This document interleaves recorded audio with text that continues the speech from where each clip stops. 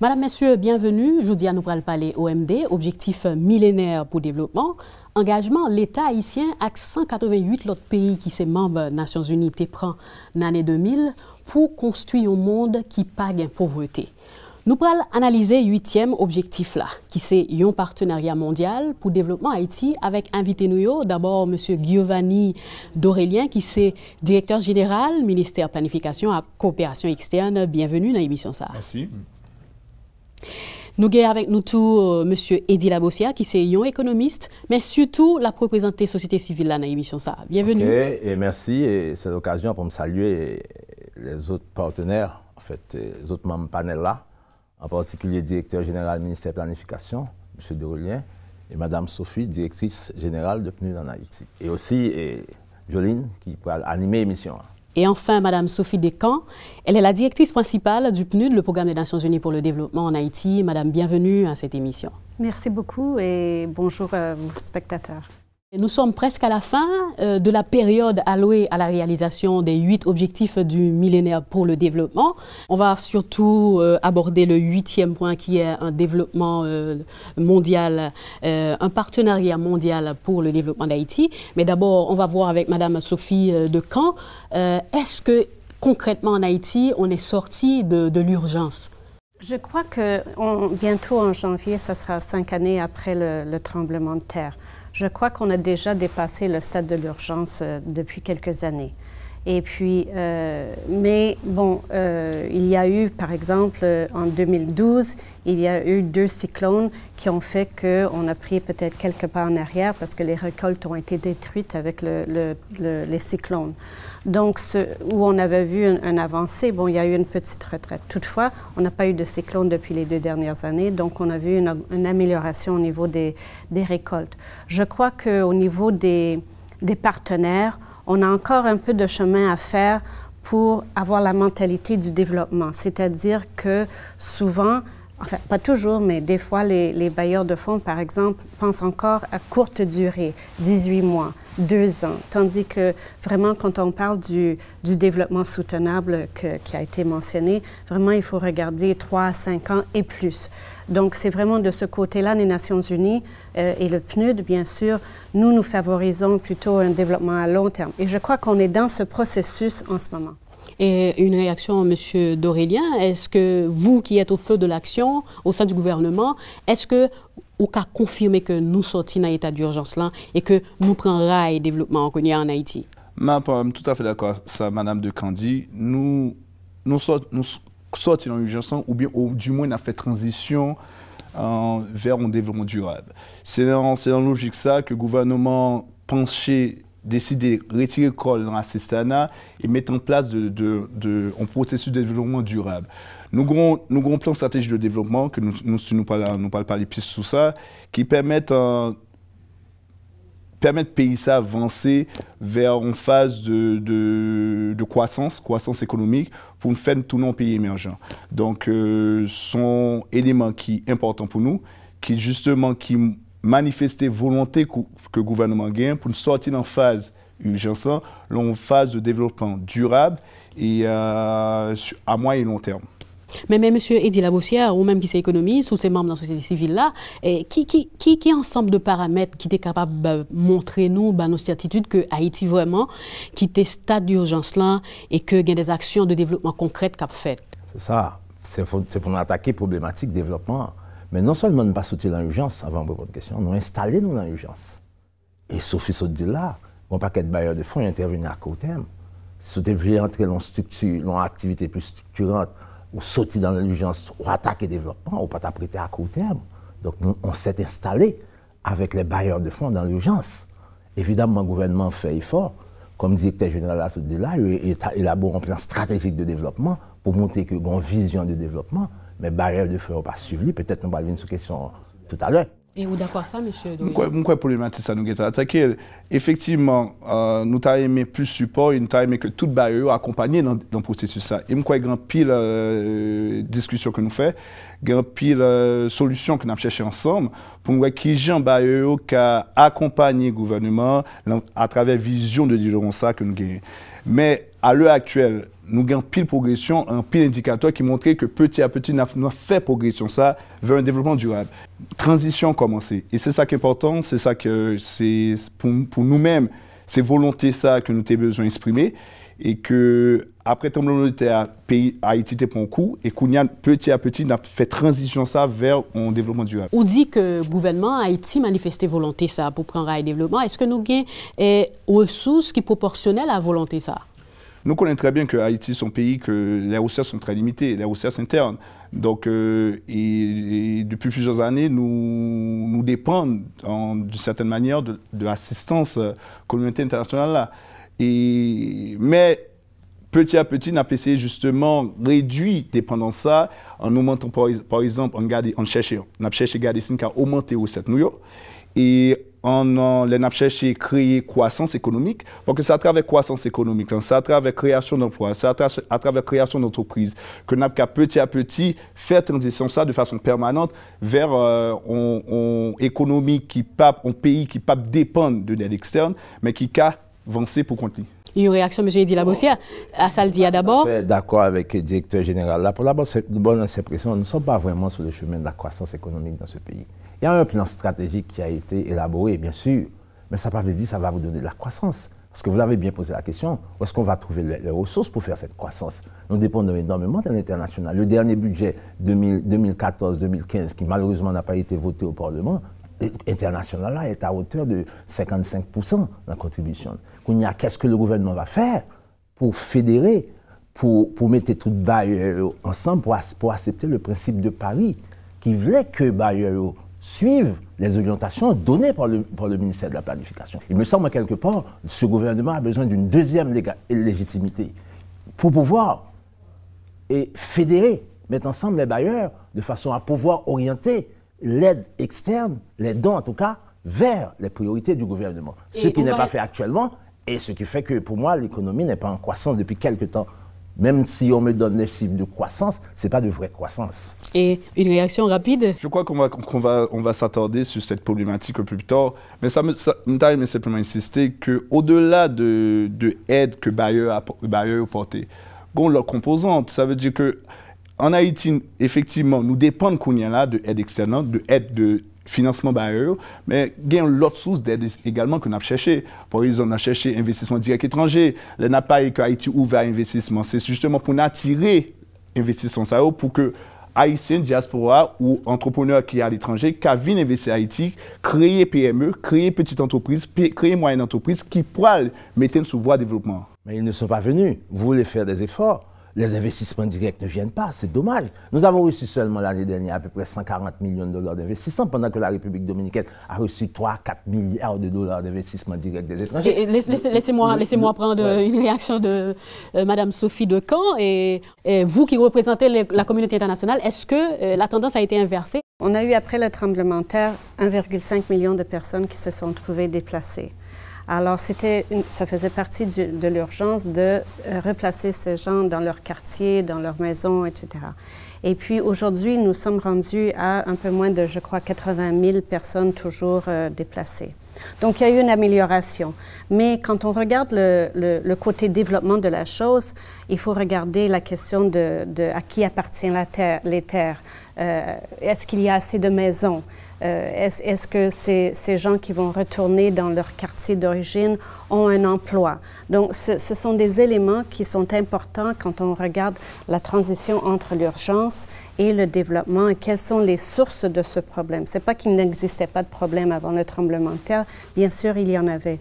Et je crois que, en effet, les partenaires financiers, techniques et financiers, y compris le système des Nations Unies, nous essayons vraiment de regarder un peu plus à long terme, parce que c'est la vision que nous avons du développement en Haïti. Pas toujours facile, mais à cause du type de financement qui vient.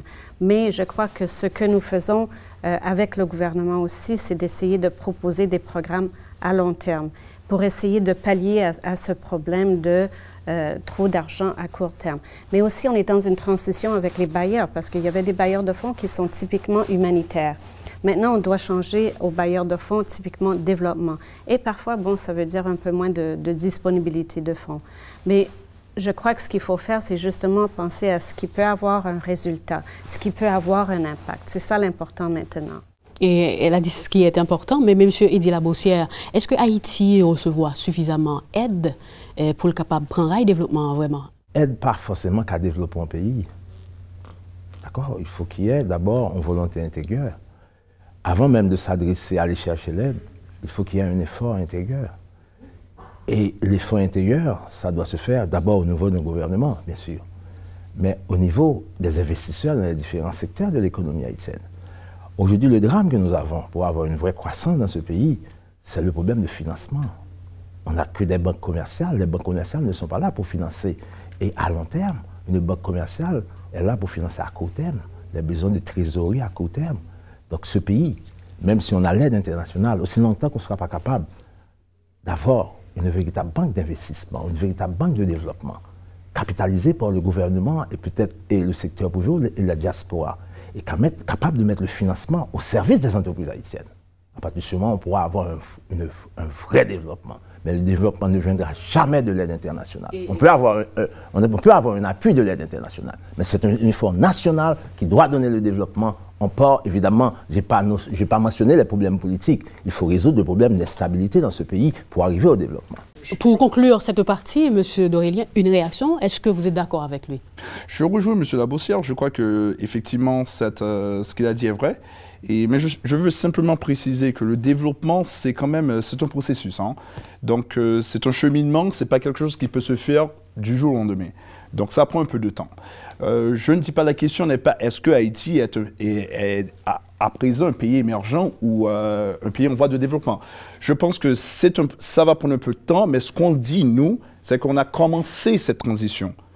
Et donc, effectivement, il y a plusieurs contraintes, il y a plusieurs problématiques. M. Labossière présente une problématique qui c'est accès à crédit. Donc, il y a un ensemble de problématiques qui sont posées, mais ce n'est pas aujourd'hui ou rapidement que nous avons une solution pour résoudre le problème.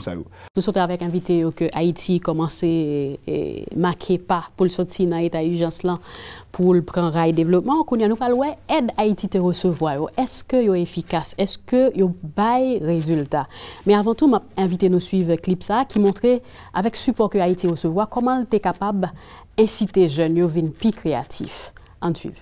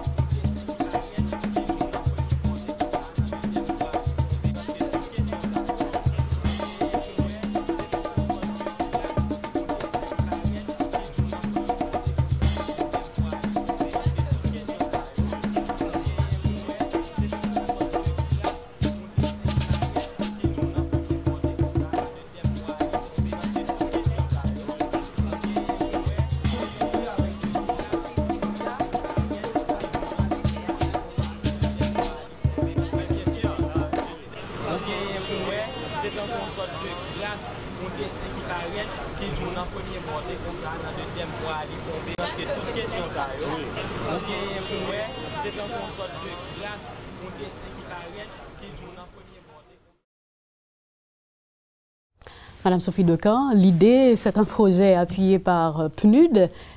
Pourquoi faire? Enfin, l'idée c'est un bus mobile qui, en ce moment, est placé à Fort National. Et l'idée, c'est de travailler dans ces quartiers un peu précaires et vulnérables pour travailler avec les jeunes sans emploi.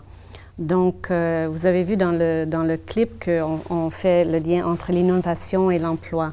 Donc, on va trouver, enfin, il y aura une petite compétition pour sélectionner une vingtaine de jeunes, 50% femmes, 50% hommes, pour pouvoir, avec des idées pour créer des micro-entreprises. Alors, ils recevront la formation de comptabilité, de comment gérer sa propre entreprise, comment faire le marketing. Et à la fin, ceux qui auront gradué, disons, auront accès à un crédit.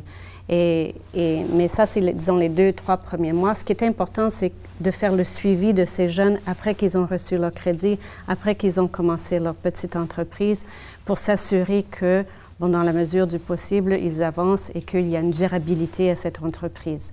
Donc vraiment, quand on regarde, c'est quelque chose qui est dit dans le rapport sur les OMD, que dans les aires métropolitaines, il y a plus de 50% de chômage parmi les jeunes. Donc vraiment, c'est pour adresser cette faiblesse, disons, au niveau de l'emploi, qui est tellement important quand on regarde la question de la réduction de la pauvreté. Et une réaction, M. Eddy Labossière, est-ce que quantité de monde qui est sans emploi en Haïti, est-ce que ça inquiétant? Absolument, absolument. Le taux de chômage dans ce pays, c'est un taux de chômage vraiment qui est autour de n'importe 70%. Et même parmi 30%, il y a un paquet de monde qui est en situation de chômage déguisé. L'économie haïtienne, pendant les 30 dernières années, non seulement n'a pas été capable de créer de la richesse, de la valeur, de la croissance, mais son économie n'a pas créé d'emploi. Au contraire, l'économie a même tué l'emploi. Mais il faut que nous disions de 1990 à 2010, après le tremblement de terre, nous avons que l'enveloppe aide qui est allouée à Haïti passée de 1990 de 167 millions de dollars à plus de 3 milliards. Est-ce que, M. Eddy Labossière, est-ce que aide ça l'y utilisé à bon escient? Non, il y a tous les rapports. Dernièrement, j'ai lu un rapport de New York Times qui nous a expliqué, et le gouvernement l'a dit à un certain moment de durée, chaque fois qu'on vous donne 100 dollars d'aide, il y a 90 qui retournent. Mais est-ce que c'est parce que l'aide n'a pas aligné sous priorité gouvernement? Non, non seulement sous la priorité du gouvernement, l'aide n'a pas respecté les principes de Paris. Le principe de Paris nous dit, et le principe de Paris, ce n'est pas le gouvernement haïtien qui écrit, ce sont les bailleurs eux-mêmes. D'abord que le pays a un plan stratégique de développement, dans un premier temps, avec des politiques très clairement exprimées, des priorités très clairement expliquées. Ensuite, bailleurs fait pour aligner sur la position du gouvernement. Est-ce que le gouvernement, à travers le ministère du Commerce, est-ce que une politique pour emploi, pour création d'emplois dans le pays? Nous avons plusieurs politiques pour création d'emplois. Et nous connaissons toute économie, que ce soit économie, que ce soit en Amérique latine, que ce soit en Afrique. Moteur en économie en pays, c'est PME. C'est petites et moyennes entreprises. Et en Haïti, effectivement, M. Labossière expliquait, pour créer petite entreprise, il faut avoir accès au crédit. Et que assez souvent, il n'y a pas accès au crédit. Donc, il y a pile de contraintes qui pas permettent le développement petite et moyenne entreprise. Mais moi, je crois par ailleurs que le gouvernement fait un pile d'efforts sur d'autres domaines pour créer emploi. Dans le domaine de l'agriculture, nous connaissons qu'un pile. L'agriculture, c'est une poumon de l'économie haïtienne. Il y a un pile de monde qui travaille dans le domaine de l'agriculture. Et il y a un investissement considérable qui est fait dans le domaine de ça, pour non seulement pour corriger les gens et pour permettre de passer dans niveau de subsistance, à un niveau justement, côté au cas de à l'école, il y a payer et manger, et il y a aspirer à l'autre ambition. Et une réaction de Mme Sophie Decamp, est-ce que la proportion de l'aide qui est allouée à la création d'emplois, est-ce que c'est insignifiant? Je crois qu'il faut regarder ça à plusieurs niveaux. Premièrement, je voulais juste, si vous permettez, répondre un peu à la question de est-ce que nous sommes alignés avec les priorités du gouvernement. Du moins, au niveau des Nations Unies, nous sommes, lorsqu'il y a eu le nouveau PSDH, le plan stratégique de développement pour l'Haïti, notre plan de développement également a été fait exactement en ligne avec le PSDH et nous avons travaillé avec le gouvernement et les autres partenaires pour s'assurer qu'on était alignés. Sur la question de l'emploi, enfin, moi, je crois qu'il y a encore une fois il y a cet aspect d'investissement sur les grandes entreprises, mais il y a aussi la question de micro, petites et moyennes entreprises. Et c'est là où c'est vrai que je crois on peut avoir accès à des microcrédits d'une certaine valeur avec des taux d'intérêt, bon, peut-être élevés, mais bon, peut-être 700 $, par exemple. Mais pour les petits, les jeunes qui commencent à avoir accès à un crédit vraiment de 100 $, de 500 $, c'est pas facile. Et c'est pas nécessairement les bailleurs de fonds qui sont obligés d'apporter ça. Des fois, les fonds existent déjà.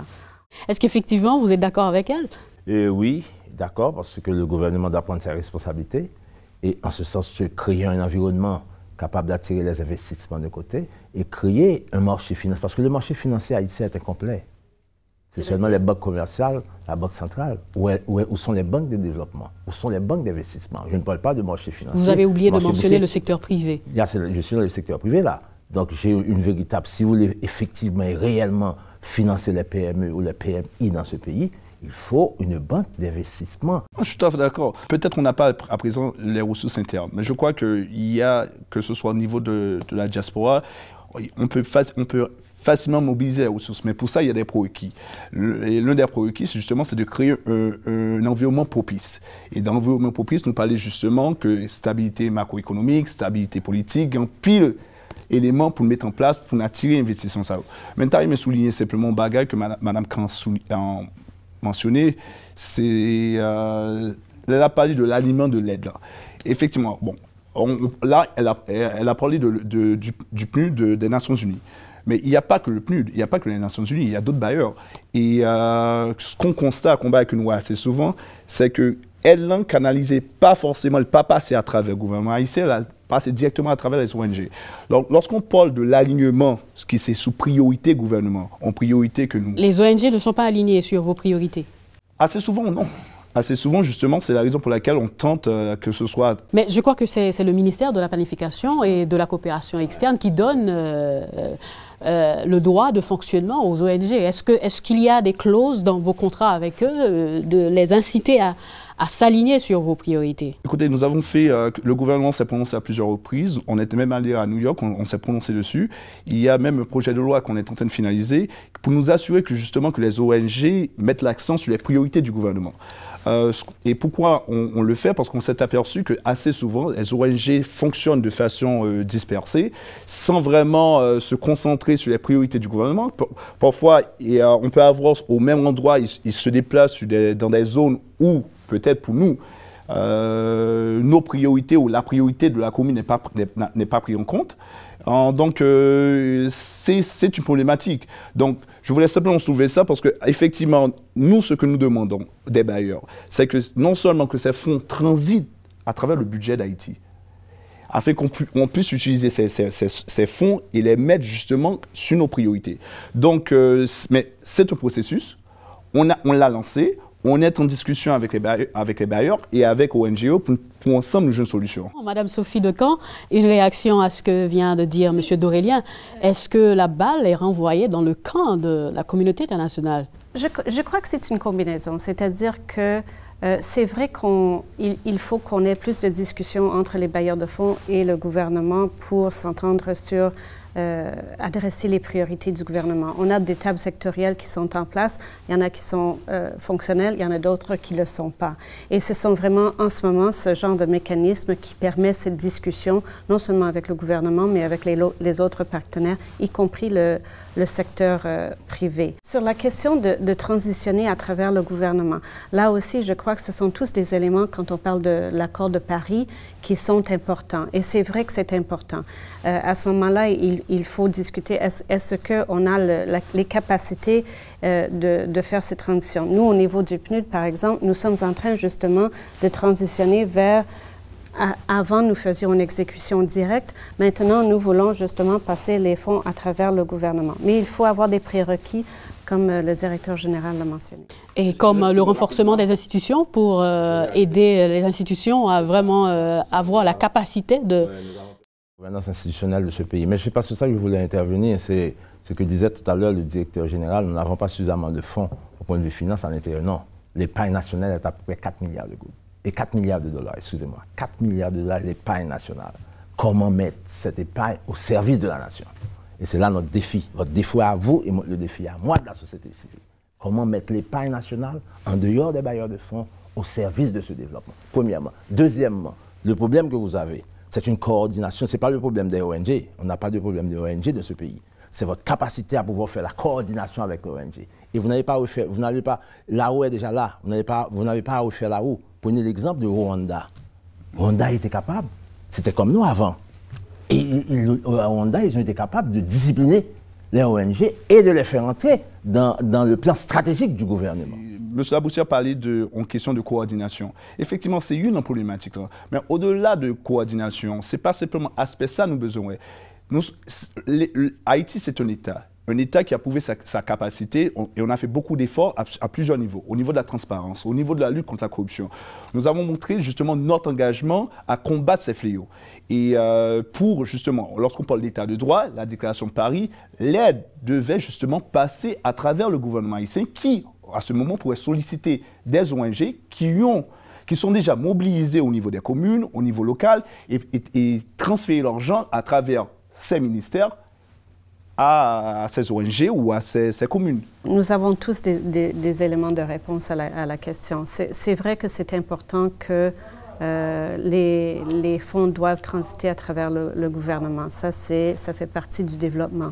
Mais en même temps, je crois que, et quand même le gouvernement à certaines reprises l'a dit, est-ce que nous avons toujours la capacité? Je crois que c'est là où nous, en tant que acteurs au niveau développement, nous devons travailler avec le gouvernement pour s'assurer qu'ils ont les capacités justement pour que ces fonds puissent transitionner à travers le gouvernement et ensuite qu'il y ait une bonne coordination avec les ONG. Nous allons aborder l'autre point qui c'est accès au marché, un partenariat commercial qui modèle, qui est bon pour Haïti, mais avant tout, moi invite à suivre clip ça qui va montrer qui ça fait Haïti des capacités pour le deuxième sous marché mondial là dans l'exportation de produits textiles vers les États-Unis.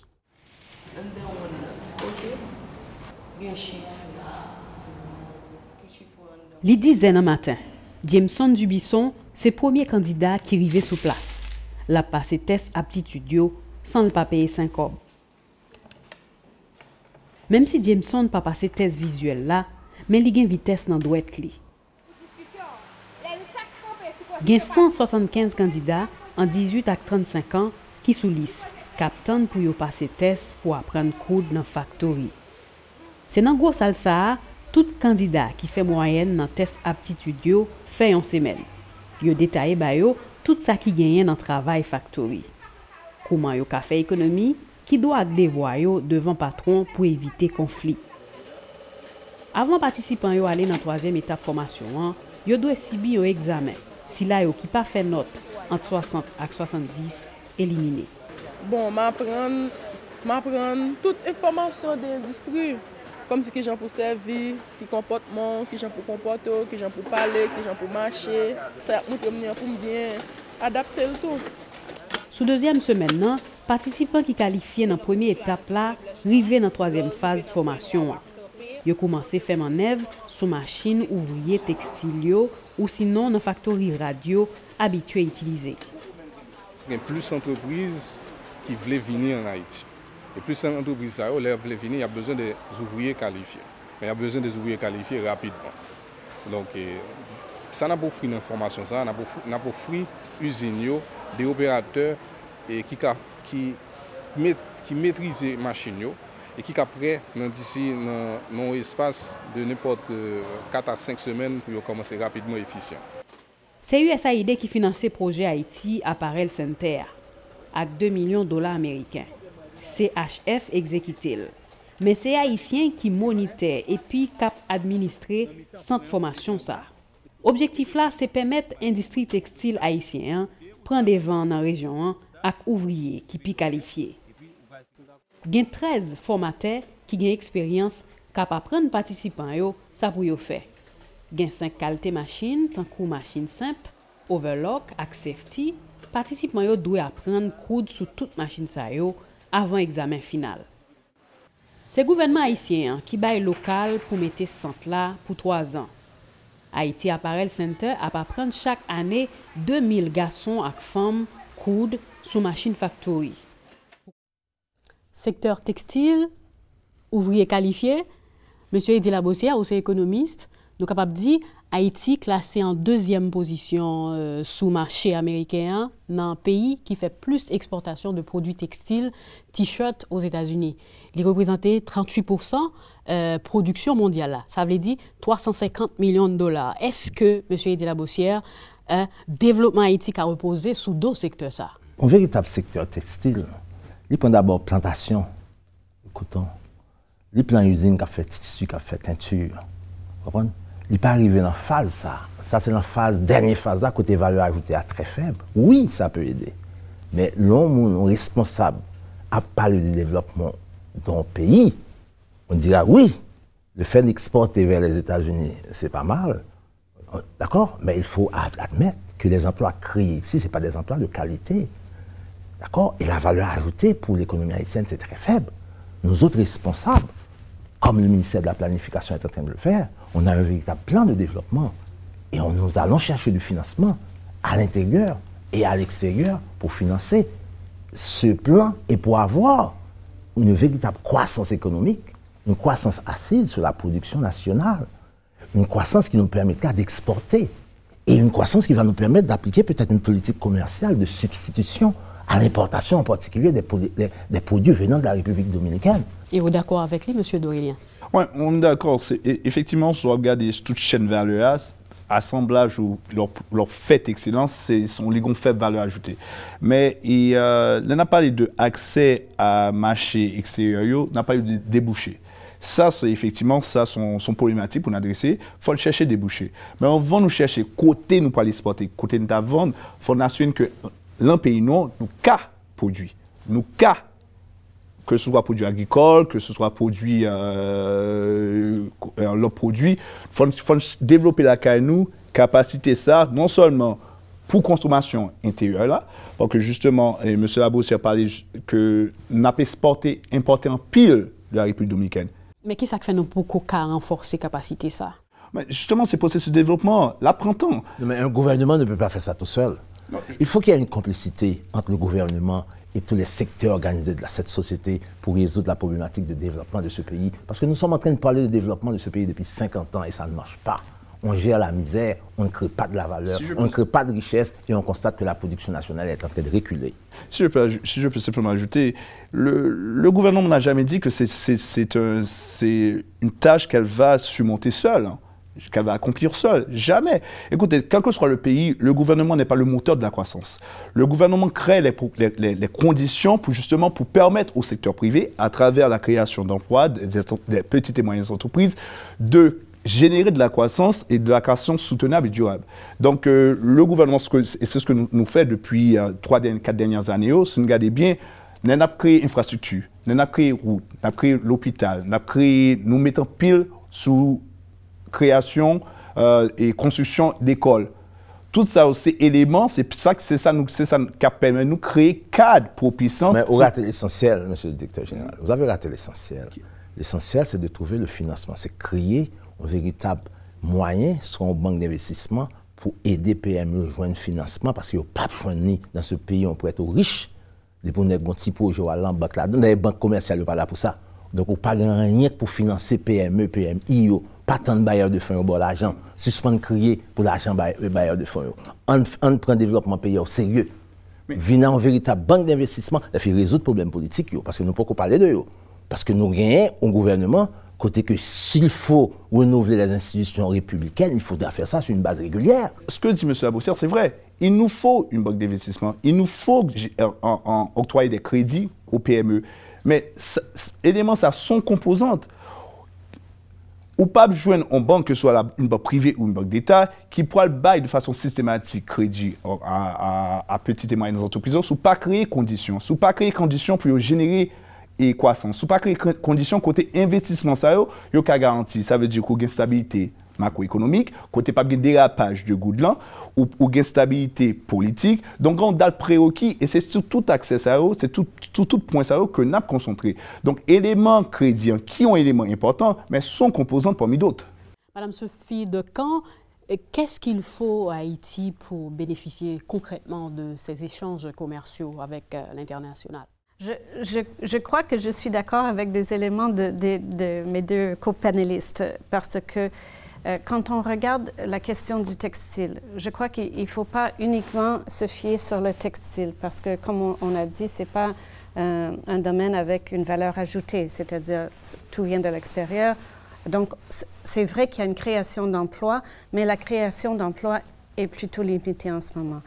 On a d'autres domaines ici, tels que l'agriculture, et on vient de voir il y a quelques jours où le ministre de l'Agriculture a signé des accords pour 130 millions de dollars d'investissement, surtout de compagnies haïtiennes et aussi une de l'extérieur d'Haïti, justement pour améliorer la production agricole. Et c'est là où on peut voir par exemple dans le domaine agricole, où il y a des chaînes de valeur, où on peut travailler avec les petits agriculteurs, faire des associations, faire des coopératives, travailler le long de la chaîne de valeur pour améliorer les petites et moyennes entreprises, pour faire cette augmentation de la valeur du produit qui fait en sorte aussi qu'on puisse, dans le cadre de l'agriculture, on importe quand même 50% de la nourriture en Haïti. Donc, c'est aussi pour pouvoir, je crois, comme si j'ai bien compris, par exemple, il y a certains éléments qu'on va en République dominicaine pour acheter,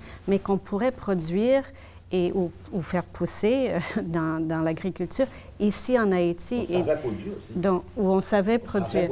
Donc, je crois vraiment qu'il y a tout un potentiel ici en Haïti.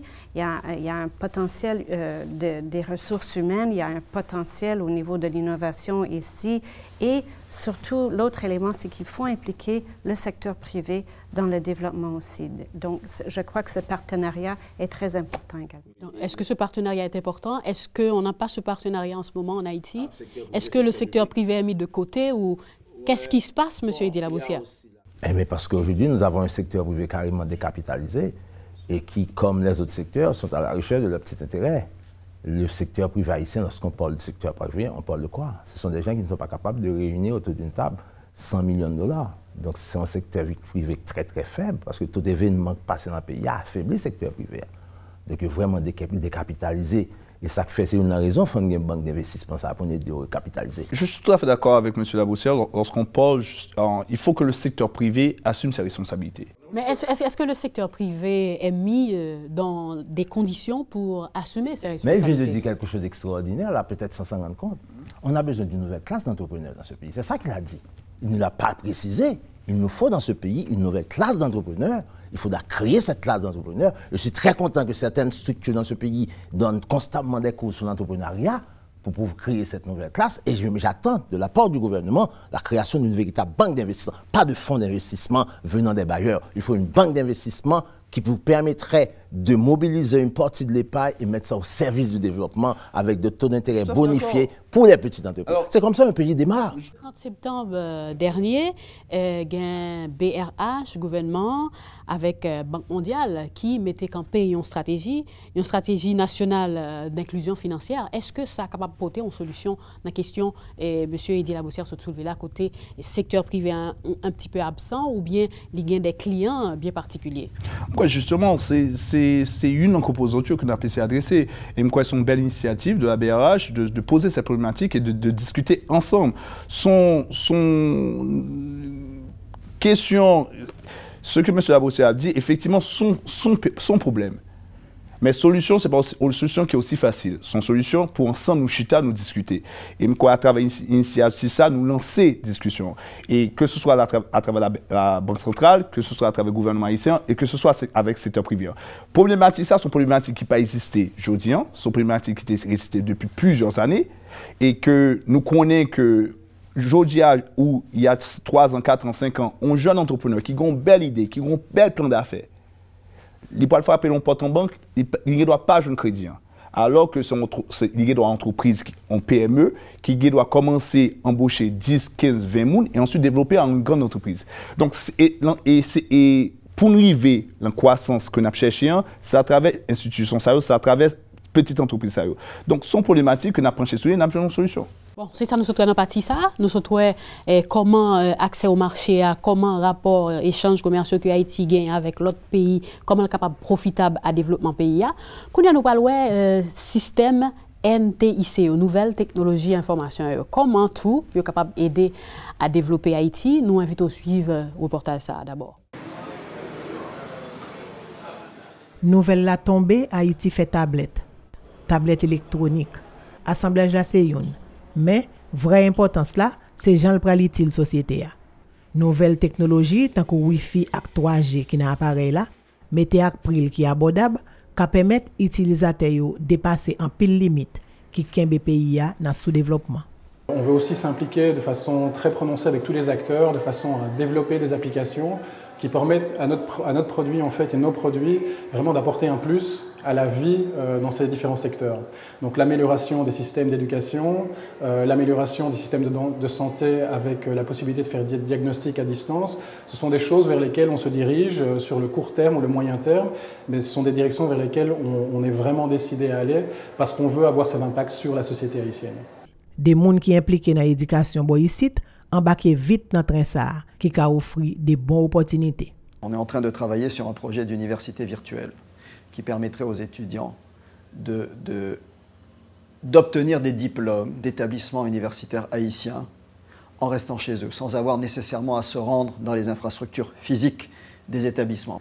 Et nous sommes en train de faire une première expérience pilote avec une université, un partenaire français, qui est l'université Picardie-Jules Verne d'Amiens, en France. Nous avons donc mis sur ces tablettes les contenus de tout le programme de cette année de master, du Master MON avec l'université Picardie-Jules Verne, de manière à ce que les étudiants puissent, chez eux, travailler de manière autonome.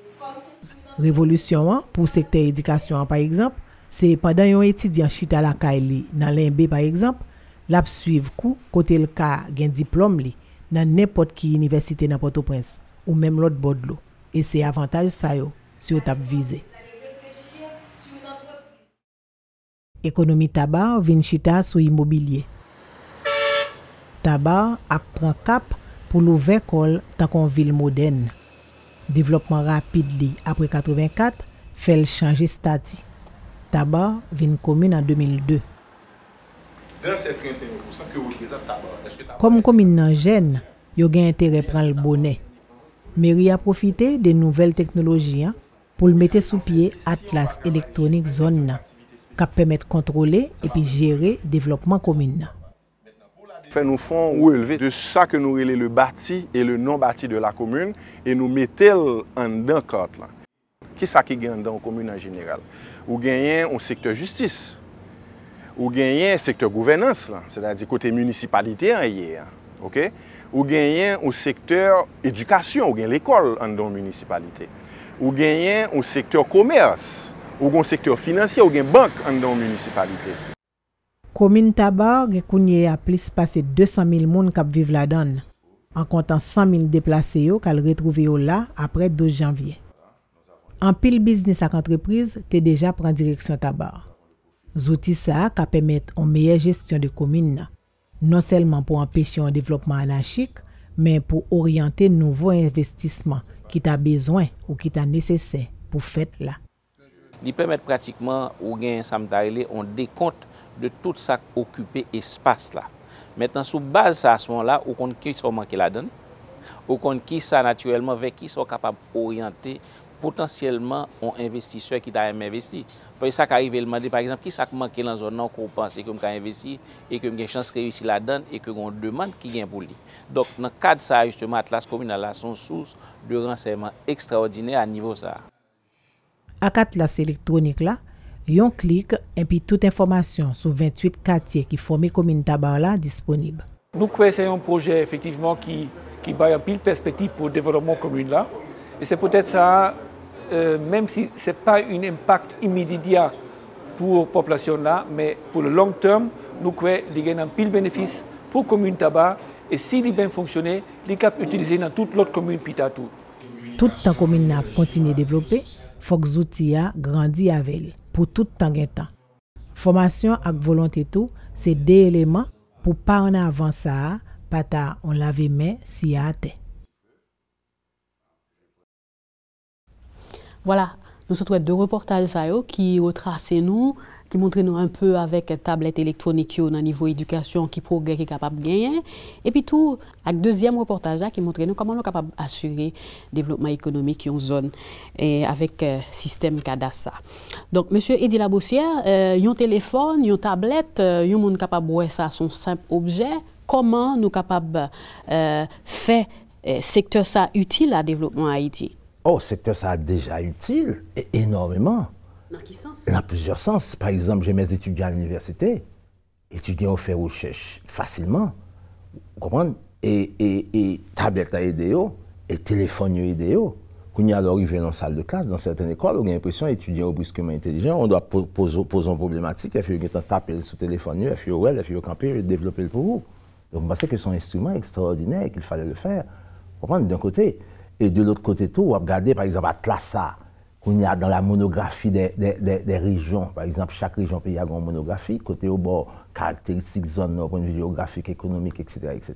Qu'on y a là, type Atlas, côté bas, la deuxième émission, elle est vraiment intéressant. Son clic, on va bien toute information en termes de potentiel de développement en région. Donc, une nouvelle technologie, heureusement, et non pas tout à fait en retard. L'État haïtien, Haïti prend le train du développement. Par exemple, je dois regarder fibre optique, son bagage qui est utilisé par ni Digicel ni Natcom.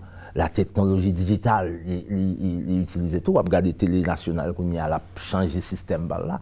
Tout ça, c'est la nouvelle technologie qui permet l'information à aller plus vite et qui permet de gérer l'information parce que nous sommes à l'ère de l'information. Donc, bon, malheureusement, nous n'avons pas une banque d'investissement directeur général pour nous permettre que PME grandisse pour la chaîne de production. On commence même à utiliser des robots parce qu'il y a produit en masse pour une population peut-être qui n'a pas un gros pouvoir d'achat, mais quand même il y a 2 millions d'Haïtiens qui ont un pouvoir d'achat. Donc nous devons peut-être utiliser davantage de technologie. Mais nous connaissons que Haïti était dans la région, côté que monde moins utilise Internet, n'est-ce pas? Donc qui action gouvernement dans ce sens pour élargir l'accessibilité à tout le monde? Bon, et justement, moi, c'est une erreur que nous commettons assez souvent, c'est attendre que le gouvernement, c'est lui qui fait tout le bagage. Et je crois que là, justement, son domaine, quand nous invitons le secteur privé, c'est rentrer et améliorer et offre de services. Comment nous inviter? C'est juste une invitation à la radio? Non, c'est pas simplement une invitation à la radio. Nous créons conditions propicieuses, justement, et inviter le secteur privé. Par exemple, on va parler accès à l'Internet.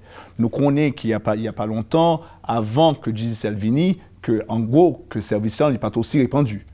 Que Digicel qui vient permet justement que baisser compétition, baisser et augmenter l'offre de services. Donc, effectivement, c'est pas l'État est supposé bailler tout bailler. Il y a une partie que le secteur privé a un rôle que le secteur privé est supposé jouer. Mais simplement, je veux simplement ajouter sous ça, M. Abousser dit, et nouvelle technologie, c'est d'arriver là au-delà de ça. C'est que même au niveau des communes, même au niveau des coins reculés, et assez souvent, il y a des gens qui n'ont pas de banque, ils n'ont pas accès au crédit, ils n'ont pas de moyen de paiement. Qu'on est avec Chocho Mobile, par exemple. Ils tournent un système côté n'importe monde qui n'a pas reculé, côté pas une banque, mais il a accès à crédit, il calé, utilisent téléphone pour faire un paiement, pour recevoir un transfert. Donc, technologie, ce n'est pas simplement au niveau macro, au niveau des grandes ou des grands moyens ou des grandes voies, c'est simplement aussi au niveau micro, au niveau des petites communes ou voilà.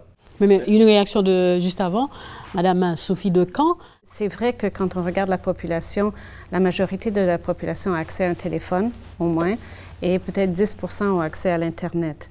Donc vraiment, il faut augmenter. Mais quand on regarde au niveau de, disons, l'accessibilité financière à la majorité de la population, d'avoir un ordinateur ou une tablette, bon, c'est un peu plus difficile, mais on peut quand même utiliser, disons, donner l'accès ou bien à travers les écoles dans certaines circonstances ou à travers des sortes d'Internet café dans les quartiers, mais aussi tout ce qui est digital et technologique peut aussi apporter un appui vers l'efficacité du gouvernement également, par exemple en utilisant les tablettes pour les recensements. Je sais qu'en ce moment, le gouvernement, si je ne me trompe pas, dans le cas de Psugo, utilise les tablettes pour faire l'inventaire des écoles, par exemple. Donc, il y a toute une utilisation possible, non seulement avec la population, mais aussi au niveau du gouvernement. Mais comment le PNUD se montre en quelque sorte innovant dans la création d'emplois? Par exemple, nous, vous avez vu le clip au tout début avec le bus. Alors, les 20 micro-entrepreneurs qui vont être établis, ils recevront chacun une tablette. Et nous avons travaillé avec les étudiants d'une école technique d'informatique pour créer une application sur cette tablette qui va suivre comment ils font avec leur mini-entreprise et comment ils font avec le microcrédit. Donc déjà, eux, ils seront déjà en train d'utiliser la tablette pour rentrer les données financières. Et de ce côté-là, l'organisation, dans ce cas-ci Fonds-Causer, avec laquelle nous travaillons, pourront faire le suivi du crédit pour assurer que les jeunes sont toujours en ligne et avancent. Et c'est la question que j'avais posée tantôt à Mme Sophie. Qu'est-ce qu'il faut pour réglementer ce secteur? Bon, il y a un effort au niveau Conatel, il y a une structure qui est là pour réglementer ça. Et je crois qu'ils ont des projets de loi, justement, dans cette direction. Bon, je ne suis pas un technicien, je ne peux pas entrer dans le détail, mais on y travaille. Et je pense que les responsables de Conatel sont vraiment conscients de la nécessité d'avoir une réglementation dans ce domaine. Et probablement, ils ont leurs textes, leurs avant-projets de loi déjà prêts pour organiser ce secteur. Parce que pour le moment, si vous voulez, ce n'est pas organisé, c'est vraiment un problème. On fait des transactions, et sur le net, par exemple, les choses ne sont pas réglementées. Il y avait une loi devant le Parlement, un projet de loi devant le Parlement, mais ce n'est pas encore voté sur les écritures électroniques. Tout ça, donc il faut énormément de choses. Mais vous avez la première partie de votre question, comment augmenter? Et il y a à peu près, il n'y a pas beaucoup d'Haïtiens qui ont accès à l'Internet. Mais encore, on revient à ce problème de développement de croissance économique, les gens n'ont pas de revenus. Nous sommes qui genre nouvelles technologies informationnelles capables d'aider Haïti prendre et développement. Et n'a pas abordé dernier point en Konya. Après 2015, qui ça doit être fait après 2015? Donc c'est ça nous parlons, mais d'abord nous invitons à suivre clip ça, une enquête que Nations Unies lui-même l'a réalisée à travers le monde, My World, enquête pour un monde meilleur, qui ça citoyen dans chaque pays déterminé comme priorité.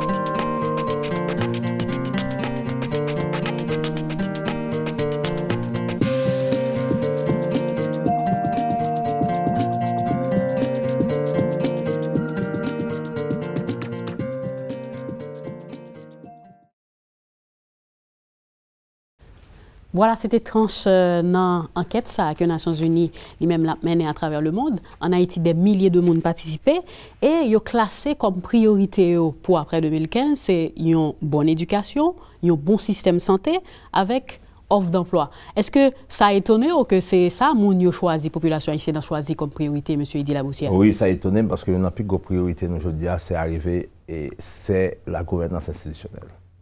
Les institutions haïtiennes sont trop faibles et en même temps, résoudre un certain nombre de problèmes politiques. Parce que la République dominicaine, pendant les 30 dernières années, elle prend toute la force à son nom parce qu'elle résout deux gros problèmes. Instabilité politique, il y a un conseil électoral qui ne dépend ni de l'exécutif, ni du Parlement. Son conseil électoral nettement indépendant et qui n'est pas provisoire, qui est permanent, qui pourrait renouveler les institutions républicaines de côté. Et deuxièmement, mais est-ce que ça dit là, c'est priorité pas ou bien priorité moun qui vote? Même il a fait priorité. Il y a au point de vue, même au point de vue. L'individu en soi, il a besoin d'éducation, il dit qu'il a besoin d'éducation. Non, mais il a préféré un citoyen. Parce que pour gagner éducation, pour gagner santé, c'est un passage obligé. Non, mais la priorité pour les citoyens, la priorité immédiate de nos citoyens, c'est qui ça? Que le cas manger, que le cas payer loyer, que le gain accès à l'éducation et que le gain avenir pour Timounio. Et ça peut le passer à travers l'emploi. Parce que nous parlons du taux de chômage qui est énorme, mais il peut le passer à travers l'emploi, croissance économique. C'est ça la priorité citoyenne. Donc, nous ne pas dire que l'autre problématique n'est pas important, la stabilité macroéconomique, la stabilité politique, c'est important. Mais priorité aujourd'hui à des citoyens, c'est que ballon emploi, qui tel gain contrôle à venir. Et une réaction de Mme Sophie Decamp, est-ce que cette enquête menée surtout en Haïti, est-ce que cela reflète vraiment les besoins de l'heure? Je n'étais pas du tout surprise sur la liste, les trois premiers qui étaient l'éducation, la santé et l'emploi. Et on voit bien que ça reflète aussi les objectifs du millénaire qu'on a déjà en place qui prennent fin en 2015. Les 3 font partie de ces objectifs. Et c'est certain, quand on demande à la population quelles sont vos priorités, c'est ça qu'on a tendance. Et les 2 premières, bien sûr, ont un élément important du gouvernement parce que c'est le gouvernement qui apporte l'éducation, c'est le gouvernement qui apporte la santé. Je voulais juste ajouter un élément. C'était une des lacunes des objectifs du millénaire pour le développement que nous avons en ce moment, c'est justement qu'il n'y avait pas cet élément gouvernance. Et quand on est en train d'avoir les discussions au niveau international en ce moment, on a noté l'importance d'inclure pour l'après 2015 des objectifs sur cette question de gouvernance. Je voulais dire, est-ce que les objectifs, ces objectifs qu'on connaît aujourd'hui, les objectifs du millénaire pour le développement, est-ce qu'ils vont changer après 2015?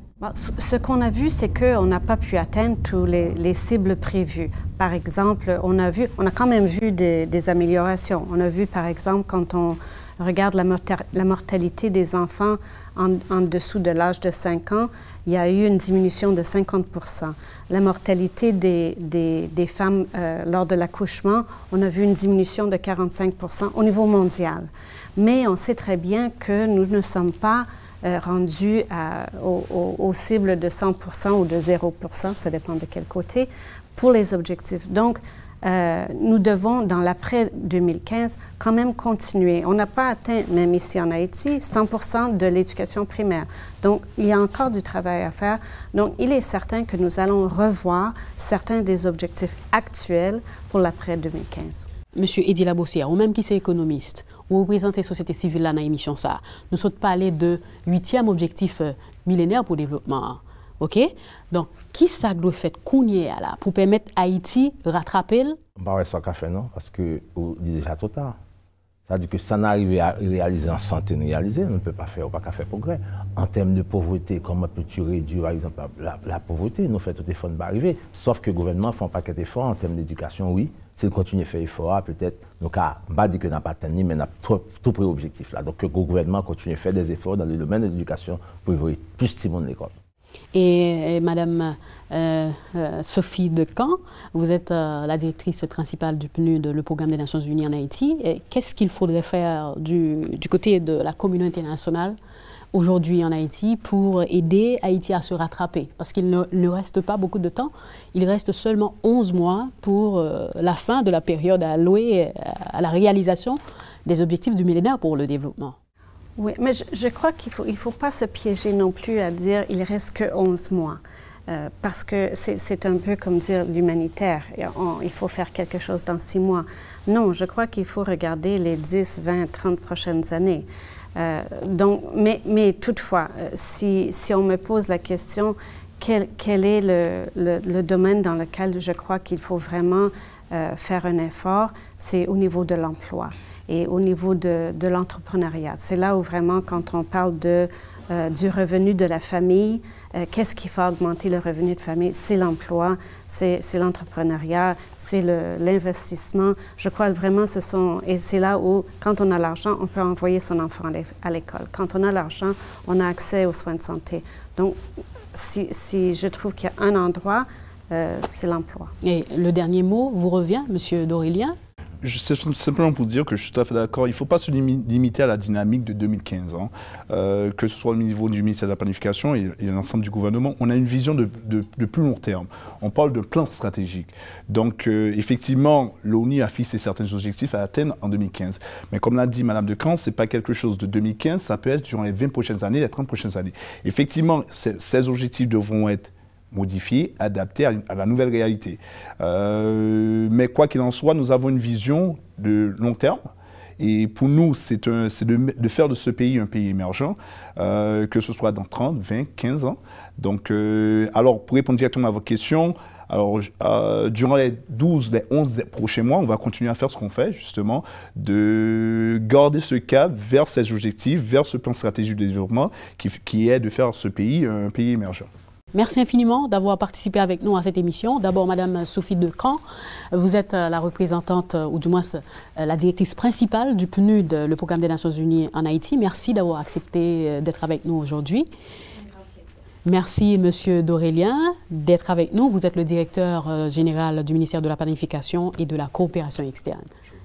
Et enfin, Monsieur Eddy Labossière, merci d'être avec nous. Vous êtes économiste et vous avez représenté la société civile à cette émission. Ok, merci pour l'invitation. Je suis toujours disponible. Merci à vous-même qui t'a suivi l'émission ça si tout. Au connaît, lorsqu'il y a plus bonne information ou agit plus bien. Merci infiniment. À bientôt.